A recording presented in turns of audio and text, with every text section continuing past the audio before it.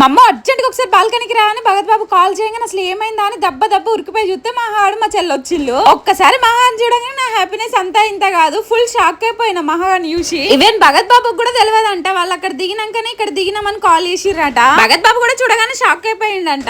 అరే ఒక 1 hour ముందే వీడియో కాల్ చేసిల్లు, అప్పుడే ఎట్లా వచ్చి నమ్మలేకపోయినారా, ఇంట్లో ఉండి ఇప్పుడే కదా వీడియో కాల్ చేసింది, నిజంగానే వీళ్ళు వచ్చిల్లా లేదా, నేనే నిద్ర మబ్బులో వీళ్ళు అనుకుంటాను అని ఒకసారి కళ్ళని ఇట్లా అనుకుని మరీ చూసిన. ఏందమ్ములు ఇందాకే కదనే వీడియో కాల్ మాట్లాడినా, ఏంటి సడన్ సర్ప్రైజ్ అంటే ఇంక అన్నీ ఎట్లాగా హైదరాబాద్ పోతాడు బండి మీద, ఇంకా బండి మీదనే వద్దాం అన్నట్టుగా వచ్చినామని చెప్పుండే. కాల్ చేసి రావాల్సింది కదనే అంటే సర్ప్రైజ్ ఇద్దామని చేయలేదని అంటాంది. ఇన్ కేస్ మేము లేకపోతే ఏం చేసేవాళ్ళం, మంచిగా పంచి పడేది. అమ్మయ్య మొత్తానికి మహాడు మళ్ళీ అయితే వచ్చేసిండే. ఇంకా అల్లరి అయితే ఈ రోజు నుంచి మళ్ళీ స్టార్ట్. ఇన్ని రోజులు నేనైతే మహాని చాలా అంటే చాలా మిస్ అయిపోయినా. తప్పని సిచ్యువేషన్ కాబట్టి మహాకి దూరంగా ఉండాల్సి వచ్చింది, కానీ నేను ఎంత బాధపడ్డానో మహా లేకుండా నాకు మాత్రమే తెలుసు. మహాని గుర్తు చేసుకుని ఊకెచ్చేదాన్ని. మహాకి మాత్రం అసలు మన మీద ఏముండదు, ఎక్కడుంటే అక్కడే ఉంటది, మన మీద బెంగ దిగులు లాంటివి అస్సలు పెట్టుకోదు. ఇప్పటికెళ్ళి మన మహాడితో వీడియోస్ అయితే మామూలుగా ఉండయి. మన ఛానల్ ఎవరైనా సబ్స్క్రైబ్ చేసుకోకపోతే వెంటనే సబ్స్క్రైబ్ చేసేసుకోండి. నేను ఈ వీడియోలో వేసుకున్న కార్డ్ నైట్ సెట్ అయితే ట్యాగ్ చేస్తే చెక్ చేయాలి ఉంటా మళ్ళీ.